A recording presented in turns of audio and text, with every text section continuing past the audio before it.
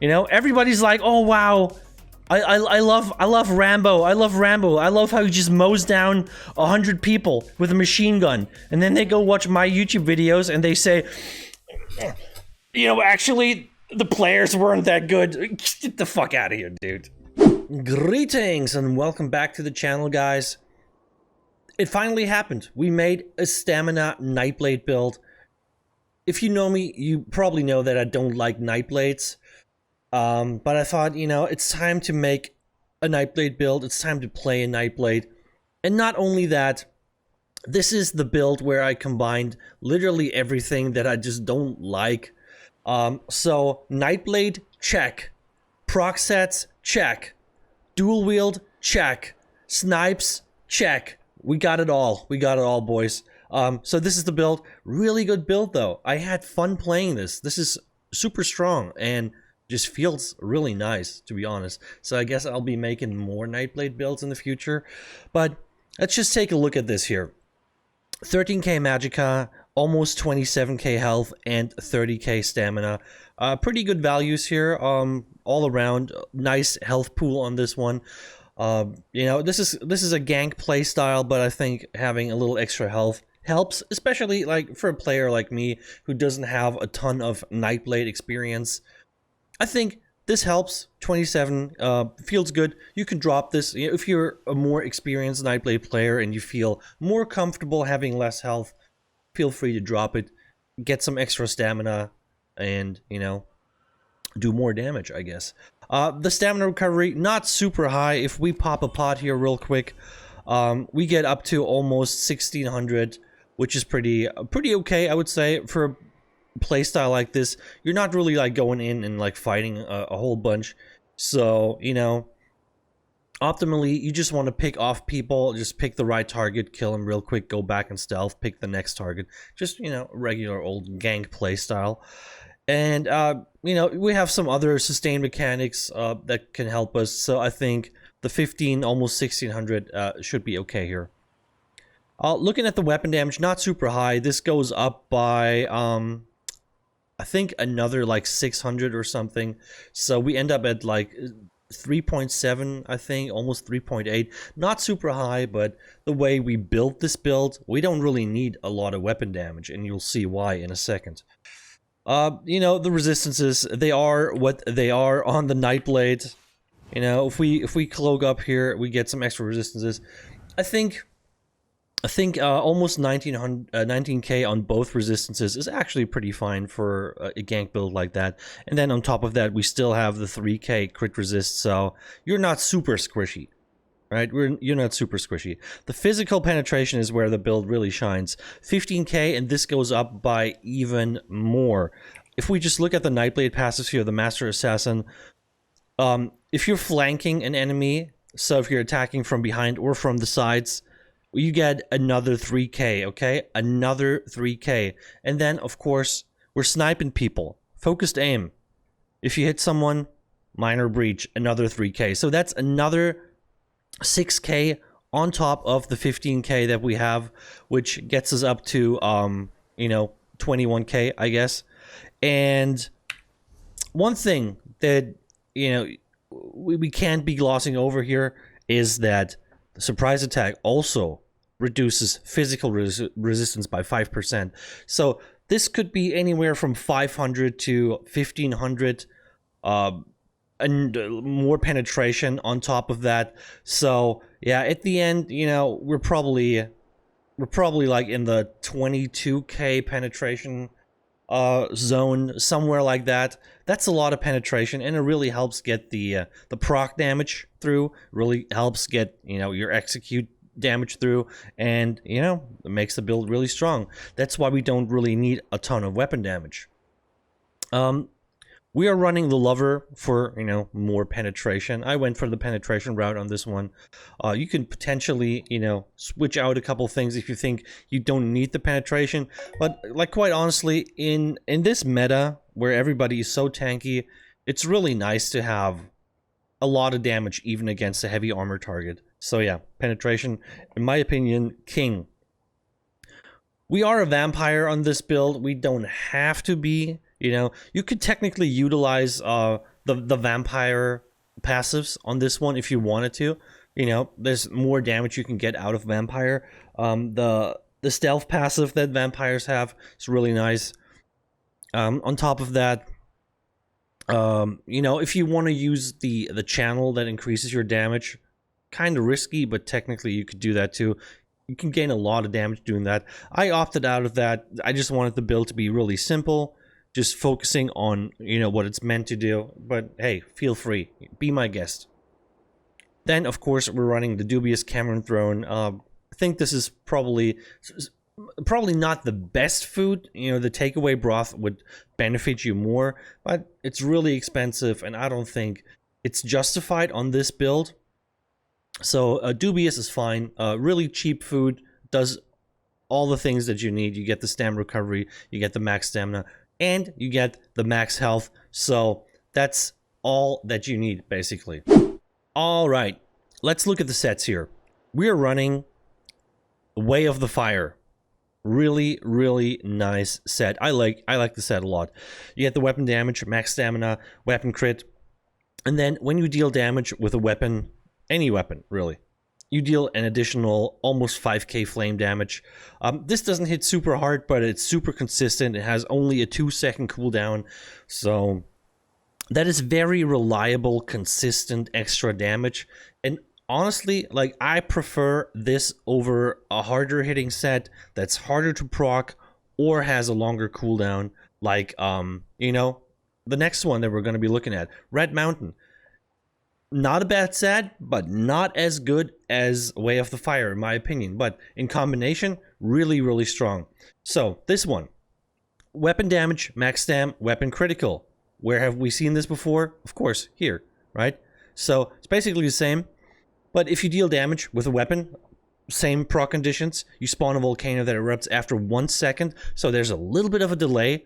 You got to keep that in mind, because people can dodge the projectile, so make sure you land this early. Make sure you keep people stunned so that they can get hit by the volcano eruption, and don't dodge it. And, you know, if they get hit, this actually deals a lot of damage. Like somewhere between 5 and 7k, sometimes even 8k against a squishy target is definitely in the books. You have a longer cooldown, 8 seconds, but, you know, realistically, you know, you're just going to kill a target pretty quick and then move on to the next target. So by the time you're at the next target, your Red Mountain should be ready again. So these are the two proc sets we're using. Really good in combination because they have the same proc conditions. They go off at the same time. Red Mountain hits a little later, but, you know, just keep that in mind. Then the next set we're running, the Vatran Sword, the dual wield. Really excited to use this one because your Hidden Blade deals up to 250% more damage against targets under 100% health. So, you know, what that means is, like, as soon as someone drops below 100% health, even at 99% health, you would already get a damage bonus to your Hidden Blade. It's not going to be very much, okay? It's not going to be very much, so don't be too excited. So it might be like a 2%, 3% damage increase, but you know, the further down the health is of your target, the more damage you will do. The highest that I've seen in CP PvP against a kind of squishy target was 12k. 12k daggers on someone really low health. But usually you hit around like 5 to 7k, sometimes 8k. So not bad. The beauty here is that they have range. So you have range to execute people. And it's just, I don't know, I like it. I like it. And of course, the daggers are also your main source of weapon damage, of your weapon damage buff. So, you know, just it's a twofer, basically. And of course, when you hit someone that's below 50%, you restore 1500 stamina, which is a nice little, you know, sustain mechanic. Because these daggers are not super cheap, but, you know, with this little passive in there, makes it quite sustainable. The next one is the Vatran Bow. Really, really nice here. So what that does is, like it says, it's the point blank snipe set. And that's what it does. So you have to be close to target to really get the maximum damage. So, you know, it's good in mid-range, but if you can really like sneak up on a target and hit them in the face with the snipe, you'll get a lot of extra damage out of it. And you want to be close anyway, because this is not, it's not a snipe spam build. So please keep that in mind. If you haven't seen the PvP videos yet, go check them out. You see how this is meant to be played. So you're not spamming snipe, you just walk up to somebody in stealth, you hit him with the snipe in the back of the head, and then you switch to your front bar and you do the rest of your damage. So you want to be close anyway. Make sure you get as close as possible, get the extra damage, and then it's pretty nice. Not gonna lie. Works really well in combination. Now, let's talk about a couple of things here. Let's talk about the traits and the enchants. On the big pieces infused with Tristat enchants, this one, I didn't have a Tristat enchant for that one. I would recommend that, but you don't have to. Like I said in the beginning, if you feel like you don't need that much health, you can just go for like pure stamina here. That's a good way to do it. Another good way to do it is, you know, we have healthy jewelry. You can drop this, you can drop your health by just making them robust, getting extra damage, and having a little more stamina to work with, you know, that's also an option.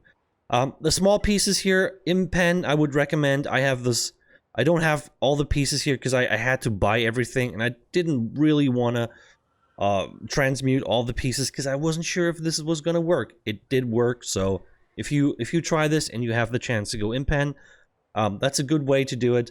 Otherwise, you know, any trade would be fine. This is not a deal breaker, really. So, yeah, feel free to use whatever you want.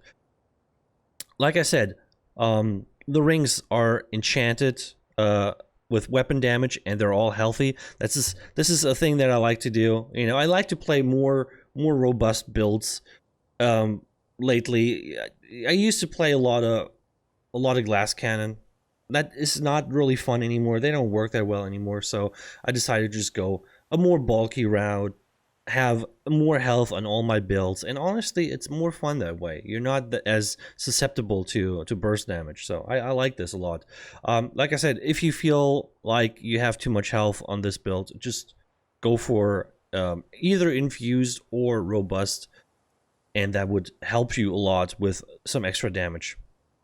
When it comes to the weapons, I've done something that I usually don't do. The back bar is usually always infused, not on this one. We're going sharpened because we're attacking with the back bar. We're actually doing damage with the back bar, so I thought sharpened is the way to go.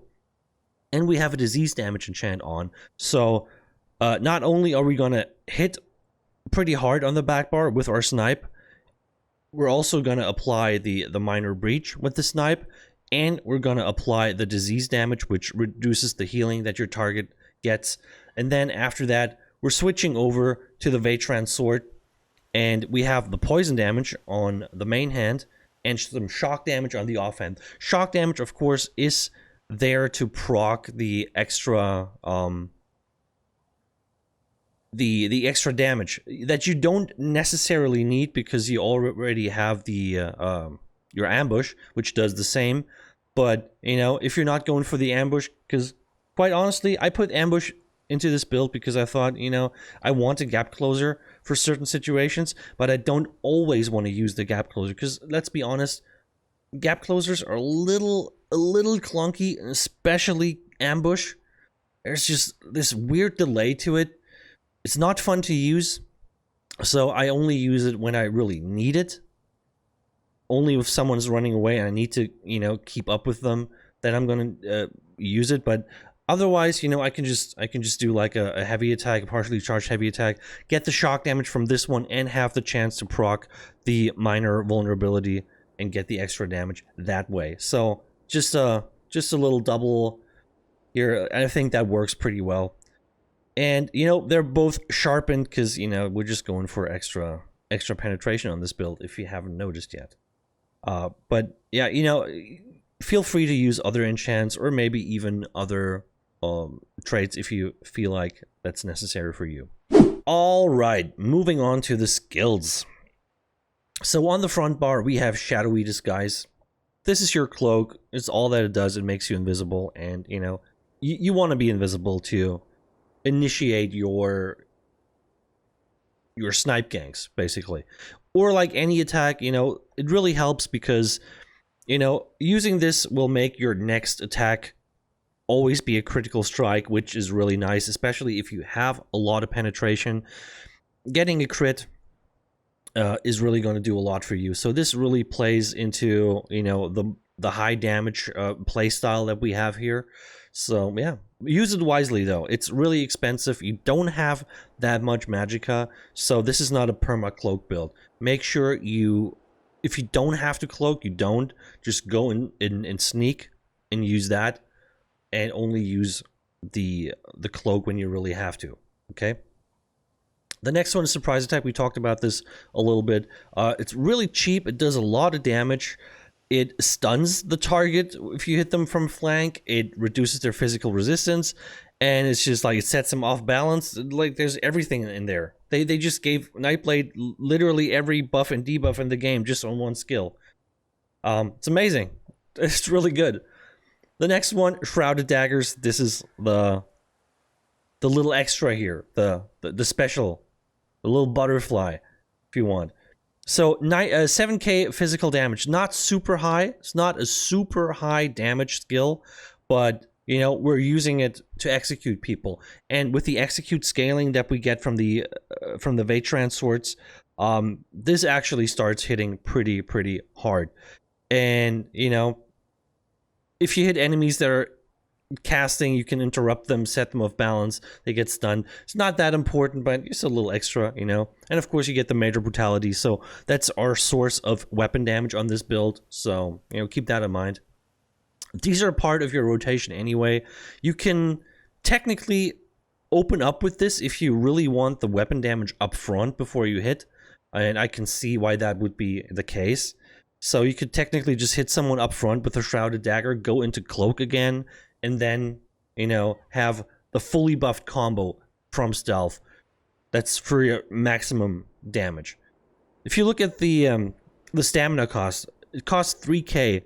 So it's not the cheapest, but as I showed you, if the target is below 50% health, which it always should be when you're using this, you basically get half the cost back. So in the end, a Shrouded Dagger only costs you 1500 stamina, and it can bounce to multiple people, so you know, just keep that in mind. Gets your money's worth.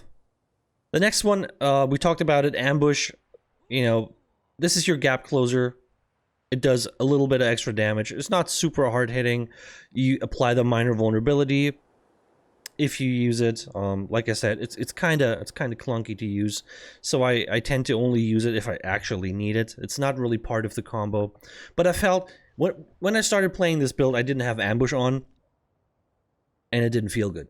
It didn't feel good because you get these situations where someone is just a little faster than you and you just can't hit them, and I don't want to resort to just hitting them with snipes all the time. So I put ambush on so I can keep up with them and actually like play the build the way it's meant to be played. And that's it. It grants you empower. It's not important. It's not really affecting the build too much, but you know, if you're looking for empower, there it is. The next one is Camouflaged Hunter. This is basically only to get your major savagery buff, and of course you get minor berserk if you flank someone, so that's another damage source, but that's all it does. We don't really use it actively. If you watch the PvP videos, you see me use it a couple times. That's mainly because I was miscasting on the wrong bar. There's no real point to using this. It's really expensive. You can pull people out of stealth, but most likely you will not really pull anyone out of stealth because the radius is not that big, and you know, these skills just don't work very well. Let's be honest here. Moving on to the ultimate. Incap, of course, hits like a truck. You do 20% more damage to your target for the next 6 seconds, which is almost a waste because if you use this on someone, they're most likely gonna die before the 6 seconds are over. But I mean, it really helps, you know. If you have a really tanky target, putting the 20% extra damage on It really helps. And of course, if you have 220 ultimate and you cast this, you stun the enemy. But honestly, you have a really easy way to stun people anyway. You know, just using your surprise attack. So letting this go up to 120 just for the stun is actually a waste. I would always go for the 72 ultimate. So as soon as it's up and it's applicable, it's a situation where you can use it, just use it. You know, you don't really need to stun anyway. And, you know, while slot you gain Reef, blah, blah, blah. There's a little bit of sustain here, but it's not important, really. Keep in mind, this has a 0.4 second cast time. I don't know why they do this to every ultimate, but yeah, keep in mind. Like, if it's laggy or if people, you know, can react fast, if they can dodge, if they have something to interrupt you, yeah, this is going to be an issue. I had multiple situations where I just went for an in cap and I just got interrupted. In this half-second cast time, something hit me that interrupted me and I just couldn't do it, couldn't finish off the target. And as a result, I was the one dying. So, cast times on ultimates, Zenimax, come on, man. Like, what are you doing? Okay, back bar. Shadowy Disguise, one more time. I think it's important to have it on both bars so you have easy access to it. You can always click it if you need it. You don't have to swap back because that's going to cost you an extra second. So I think really nice to have the cloak on both bars. If you feel comfortable enough just having it on one bar, do that. That opens up another skill slot for, you know, whatever you want to run.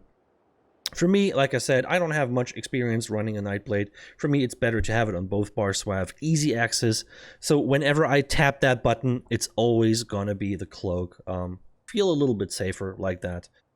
The next one, Silver Shards. This is basically your follow-up to the snipe. I haven't told you about this yet, but when you go for a snipe, just tap the Silver Shards. So you go for the snipe, you charge it up, release, shoot the Silver Shard immediately. Extra damage, really nice, and you can hit multiple people. I actually killed a lot of people with this when they're fighting. You know, they're on the big ball and they're all fighting. And I come up and I snipe somebody, and then I hit the Silver Shards, and it just hits multiple people. Sometimes I kill like 1 or 2 people just from the Silver Shards hitting them because, you know, they're already low health, and then the Silver Shards come in. It's really nice, I'm not gonna lie. Not very expensive, 2.5K, and you hit multiple people. Quite hard-hitting skill, has a lot of range on it, pairs really nicely with the snipe, and yeah, so the way you do it is you go for the snipe, you go for the Silver Shard, you swap, and then you do your magic surprise attack, and then the target definitely should be in execute range, and then you just hit the shrouded daggers. That's the way to do it. Which brings us to the snipe. We talked about it. Deals a lot of damage, applies the minor breach, has a lot of range. So, you know, what more do you want? That's it. Don't spam it, okay? If you play this and you love me, I know you do, don't spam it, okay? Be a nice boy. Don't spam it. Next one, Resolving Vigor. You gotta heal. That's all I have to say. You gotta heal. Next one, Leeching Strikes. This was kind of like a flex spot because I didn't really know what to put there. I decided to put this here, and actually, it was a good decision. So light and heavy attacks heal you, and you get some stamina back. And when this runs out, you get 4K stamina. So this is a really cheap skill, and if you let this run out, 4K stamina, just like that.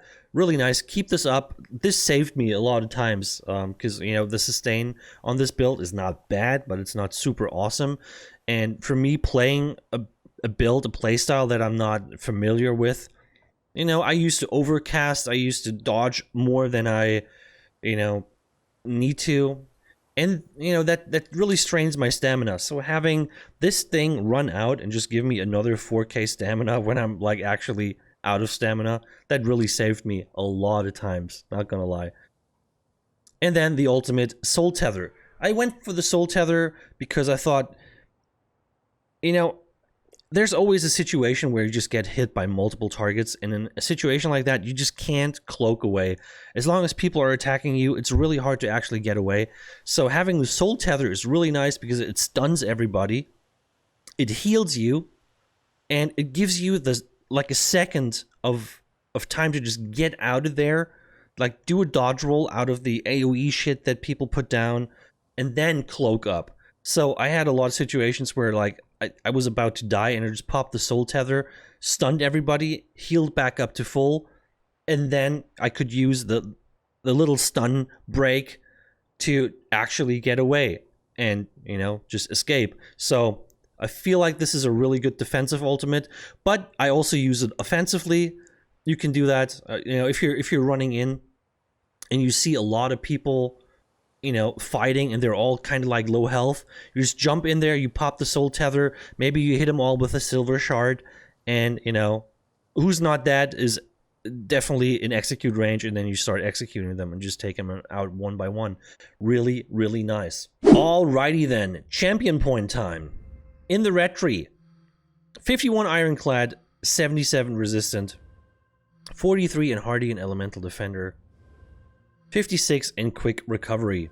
In the green tree, 37 warlord, 19 sprinter, 56 mooncalf, 22 arcanist, and 43 tenacity. Really nice to get some extra stamina back when you do a heavy attack. I would recommend doing a lot of dual wield heavy attacks, not just because it's very good for your sustain, it keeps the stamina up, it also deals a lot of damage. Just hitting someone with a fully charged dual wield heavy attack, you have both your enchants that go off, so you can really like do it from stealth, go into a fully charged heavy attack, into an incap, into a an execute, and that's a lot of damage.